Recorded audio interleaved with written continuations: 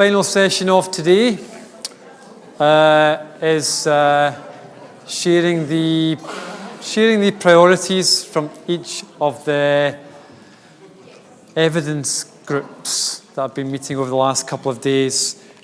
Just before we start that, I did want to draw your attention to our pin-ups of the Assembly.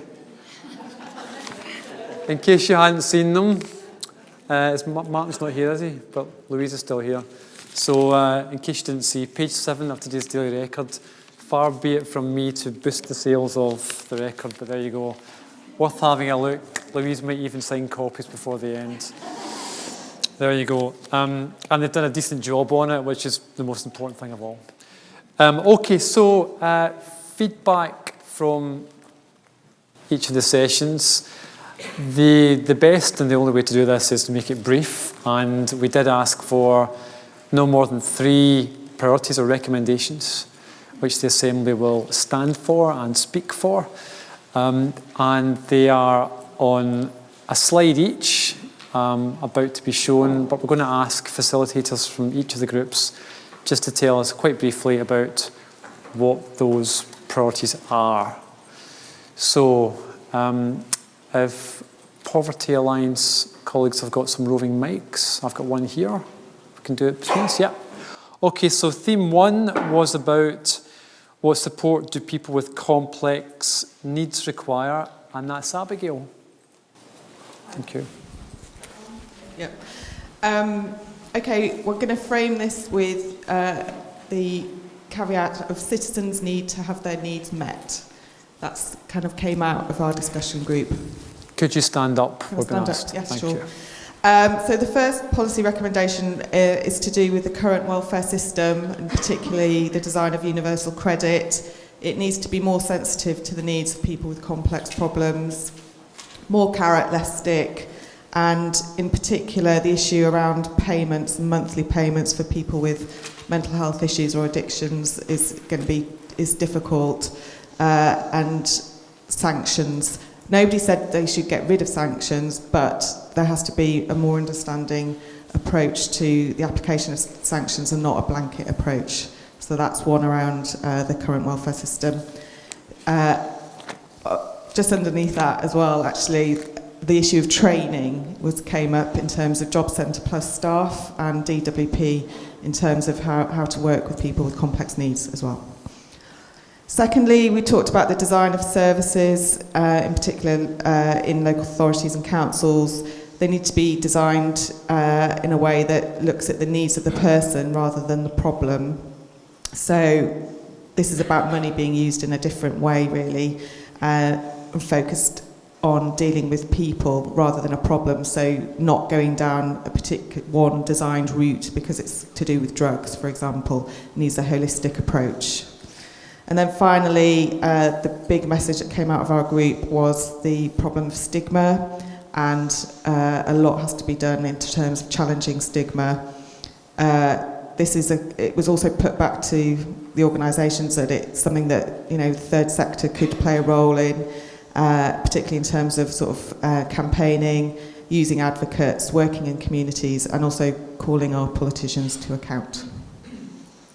Thank you very much, and a round of applause for that group, I think. And the theme of advocacy coming up again, we'd heard from Jackie. Thank you. So what we're proposing to do is run through all the groups, and then there'll be a little bit of time for any final comments and reflections before Peter concludes the event for us. So coming on to group 2 now, or theme 2, that was what is the role of area-based regeneration in tackling poverty? And I think it's Annette. Yep. Thank you, Annette. Well, I guess the starting frame for our group was the recognition that there's been a lack of a connection between regeneration policy and practice and the reduction of poverty type agendas. But we felt there was lots of opportunities in there, so it's now working for poverty reduction through regeneration. So that's sort of our starting point. Our first bullet point basically used the opportunities presented by the passage of the procurement bill through the Scottish Parliament to advocate for a more strategic approach to community benefit, that should say, not community development. Community benefit from procurement. And by strategic approach, we mean not a tick box exercise, building the potential for community benefit right through the procurement process, from the beginning to the end, maximising it, and perhaps initially focusing on on the spend that comes through regeneration, maximising the opportunities there with a potential to roll those out to mainstream public spending more generally. The second bullet is really about positive discrimination when we're thinking about how we use the resources, the limited resources that might be available for community capacity building, and focus those on those particular communities that might not have had a particularly large share of capacity building resources in the past. Bit of debate there about whether you should invest in success or target those groups that haven't had that support thus far, but that's where we came down on in our prioritisation. The third bullet point probably needs a bit of explanation. It's, I'm afraid, a bit of a cheat. I think it's got 3 or 4 of our recommendations rolled into one, because people were very concerned about the need to take a long-term view in regeneration, about the importance of having some stability in funding regimes. Yeah. But at the core of this recommendation is the idea that what we need to do when we're thinking about partnership working is invest time and resource in trying to get the most out of partnership. So partnership not just being about joining up, not just about avoiding duplication, but partnership as being a genuinely transformative process for those people who are involved, which uses the expertise and experience of officials, community activists, politicians in a mutually reinforcing way. It's a learning process, it's about changing hearts and minds, it's about changing organisations, it's about changing priorities.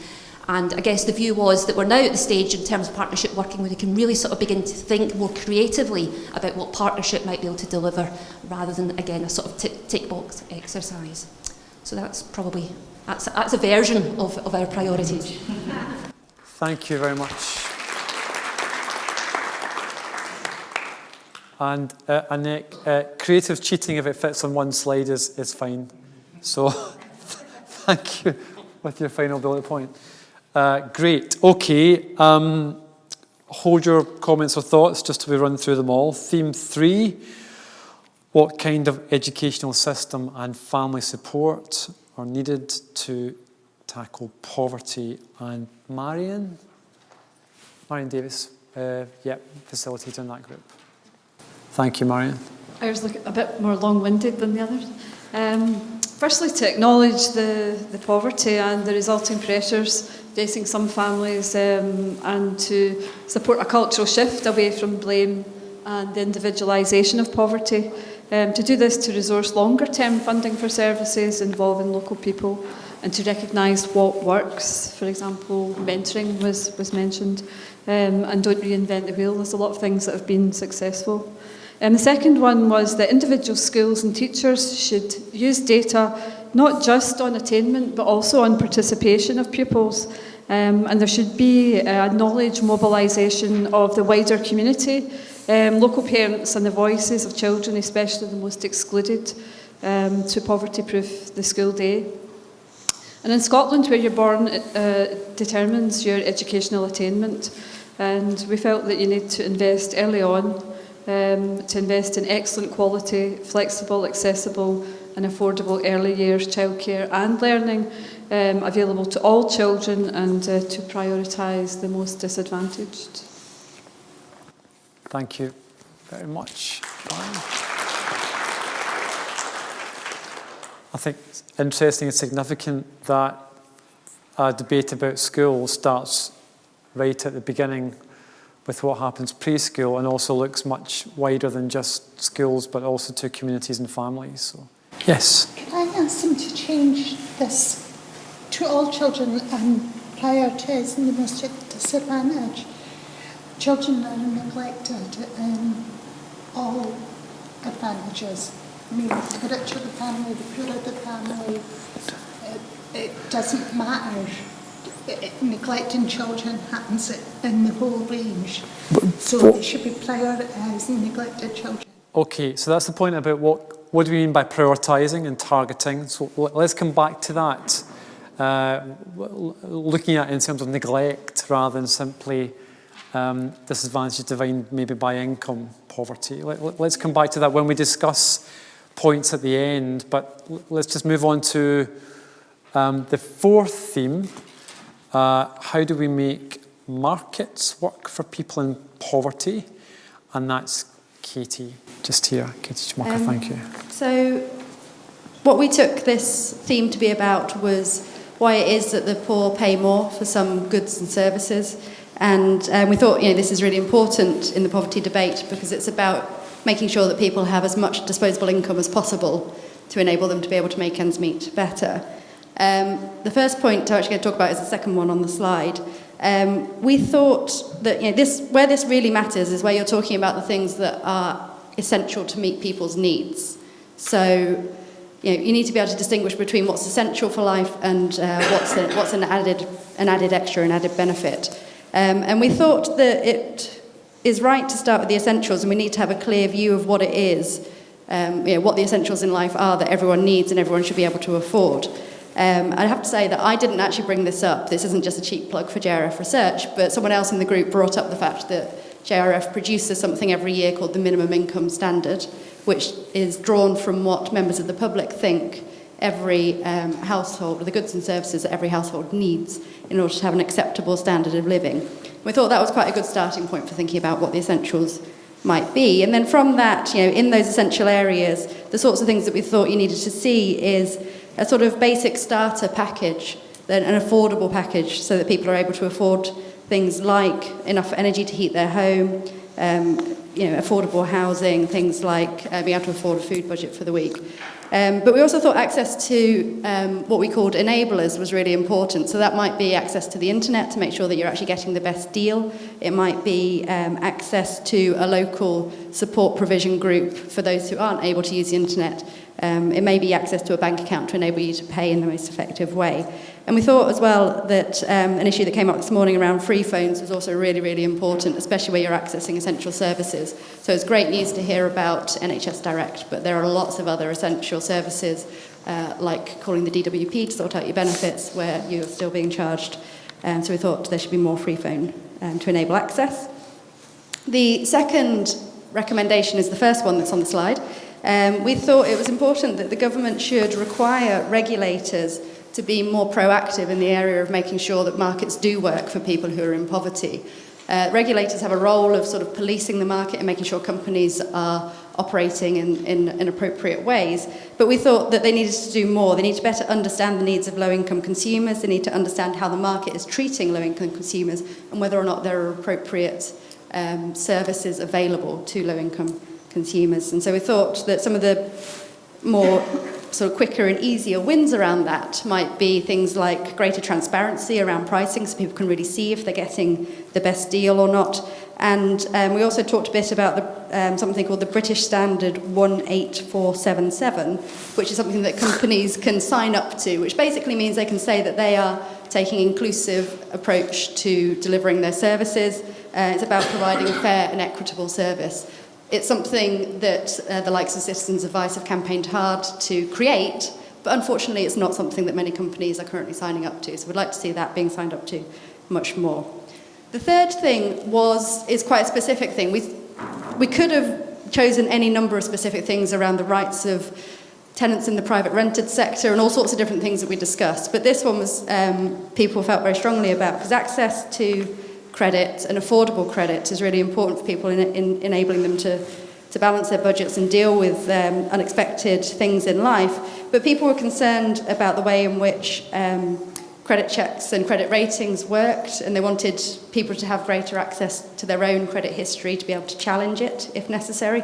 But they also thought there came a time when what perhaps you did in your youthful past should be put behind you. So if you did have to apply for bankruptcy when you're younger in your younger life, after say 10, 15 years, should that actually be expunged from your record to enable you, or perhaps once you've been able to go through a process to demonstrate your financial responsibility, to show that, so that what happened in your past doesn't haunt you forevermore in your future as well. Thank you. And it does seem if you can have a spent conviction after so many years, then okay, it's a good point. Thank you. And then if theme 5, what would a labour market that lifts people out of poverty look like? And that's Chris.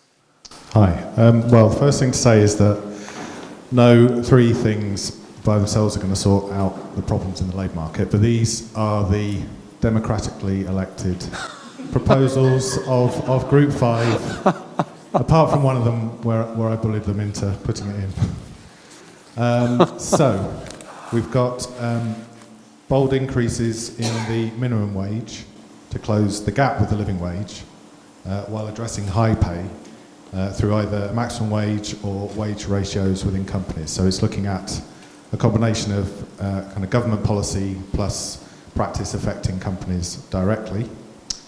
Secondly, and this was the most popular, I think, rerouting existing support for childcare costs into subsidies for provision at the point of delivery, but also importantly investing to improve the quality of care and the skills of workers, so looking at the affordability as well as the quality together. And then the third one is recognising the role of volunteering in improving people's skills and ambitions. And this could be done through a range of methods, for example, allowing it within the current JSA rules, or even rewarding it through additional welfare benefits. So there was an idea knocking around a few years ago called the community allowance that took this principle and worked it up into quite a detailed policy idea. And it would be worth returning to that, I think. Thanks.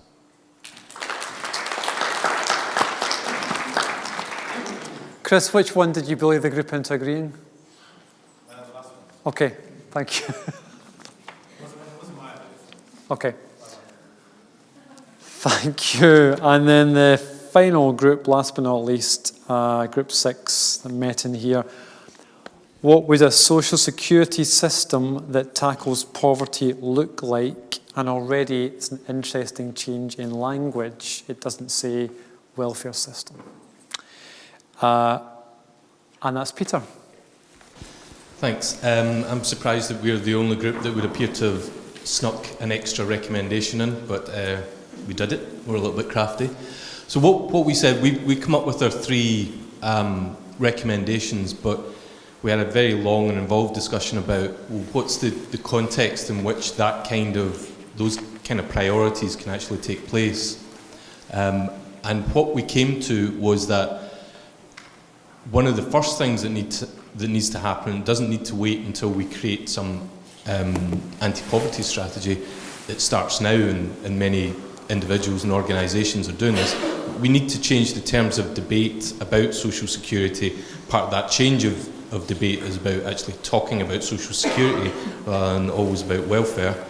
To create a positive discussion about it, so emphasising the impact on employment, the impact on local communities, on social cohesion, and having that discussion within a rights-based context, within a human rights-based context. So that was kind of a framing recommendation, if you like. Our first recommendation, though, beyond that, was very clear. It was about income adequacy. It was about the need for adequate benefits. And for all groups, we found in our discussion constantly going back to talking about working age social security, and so we had to say this is about all groups. This is about older people as well as those of working age. So talking about adequate benefits, and again it was about how do we get there. So initially looking at how we change the uprating system to one uprated by inflation, moving towards the minimum income standard, so moving towards something that is robust and would ensure adequate benefit levels. The other recommendation that took up a lot of our time was around the sanctions regime and conditionality. So a desire, the best we could do to express it, was to move from a punitive sanctions system, which we have at the moment, to a system that genuinely supports people. We had lots of discussion about what that actually meant in practice, but I think the best way we could express it was to say that it's not about punishment. It's not about sanctions in the way that we talk about them at the moment or that they're experienced at the moment, but it's more about support for people to move on. And finally, again, I guess in a similar vein, we believe there's a need to reduce the reliance on means-tested benefits within our current system and move to more universal approaches where and when they're appropriate. Good.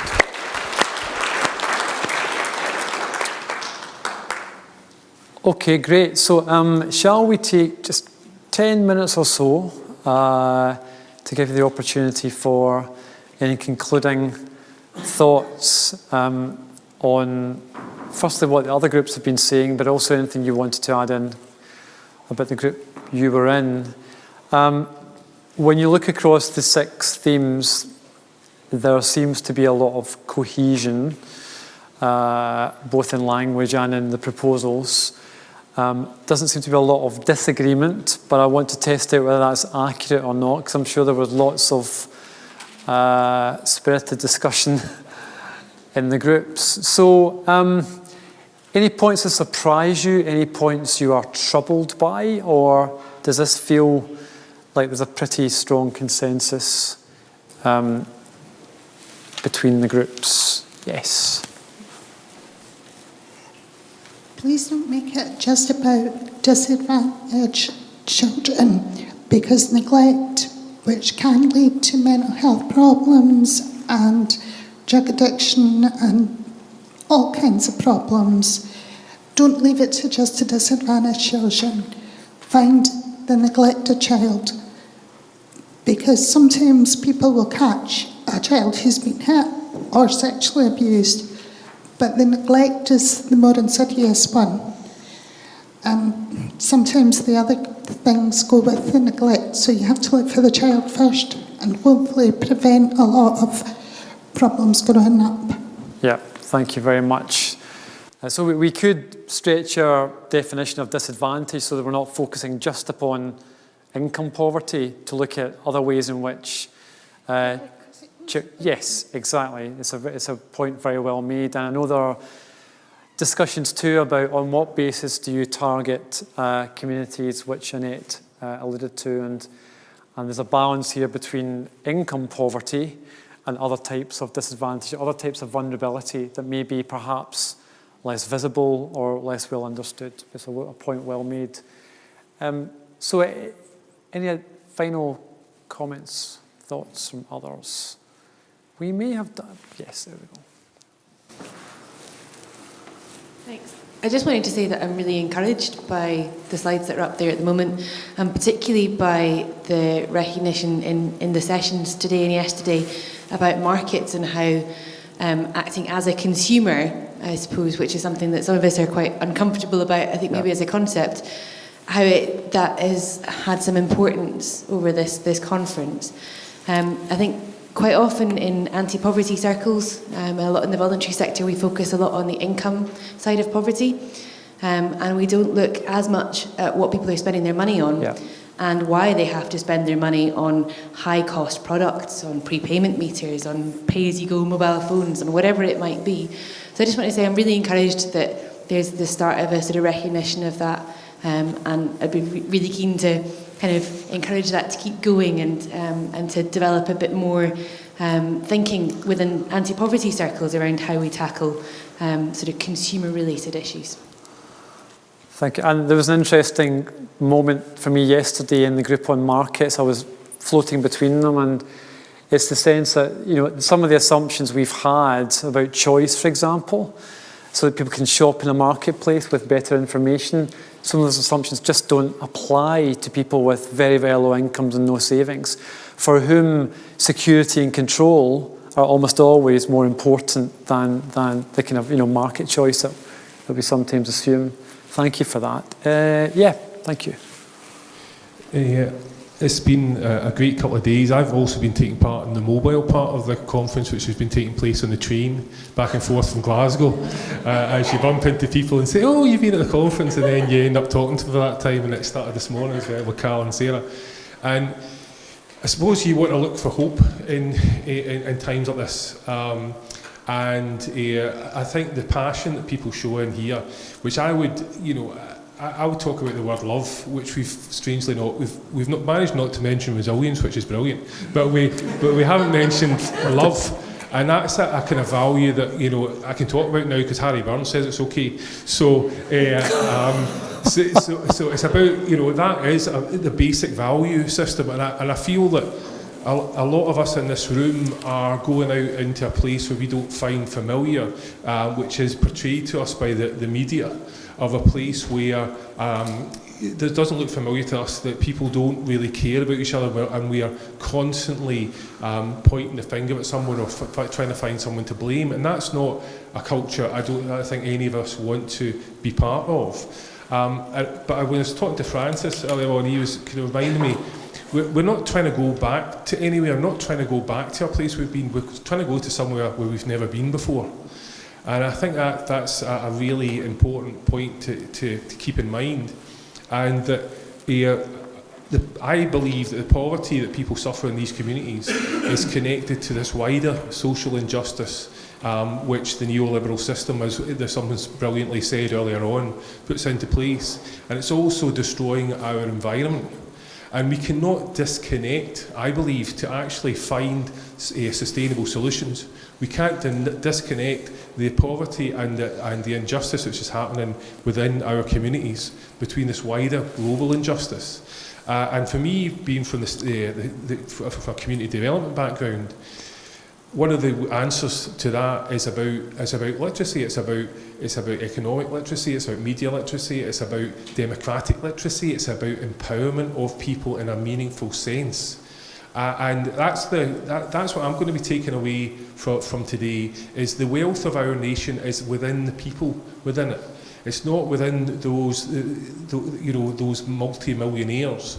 I think we need to move to a place where we're rebalancing. I think someone mentioned that people have talked about the idea of a wealth tax, 10% tax on the 10% richest in society, wiping out the entire national debt. These are kind of interesting concepts and concepts of justice, which I think we need to get much more into political and civic dialogue. So I'll be doing my best, as I usually do, but I'd just like to thank everybody that's been involved in here. It's been brilliant to meet you. You're a great bunch of people. Cheers. Good.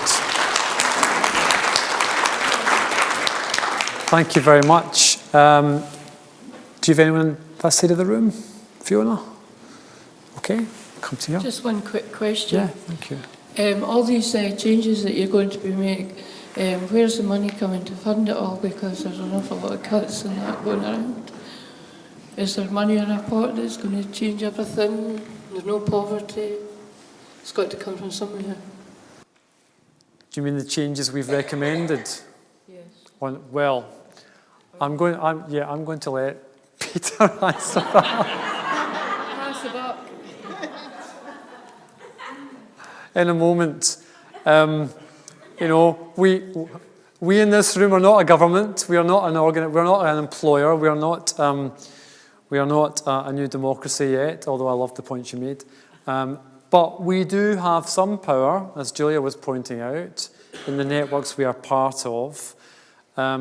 We are a wealthy country, whether you define that as Scotland or the UK or wider than that, depending on where you draw your boundaries in society. And even within a shrinking pot, there are trade-offs to be made, short and long term. The point about the climate, there are priorities to be made that could be different. So I'm not going to say too much about that, but it's a really good point that we can't just sign up to new visions without also ultimately seeing how we get there. But that's the challenge I think people in this room are willing to take on, although maybe not in the next 10 minutes. But thank you. Okay, any final thoughts before we go to Peter and his difficult task of summing up? I think we're all exhausted, Peter. So I think it is over to you. Okay, cool.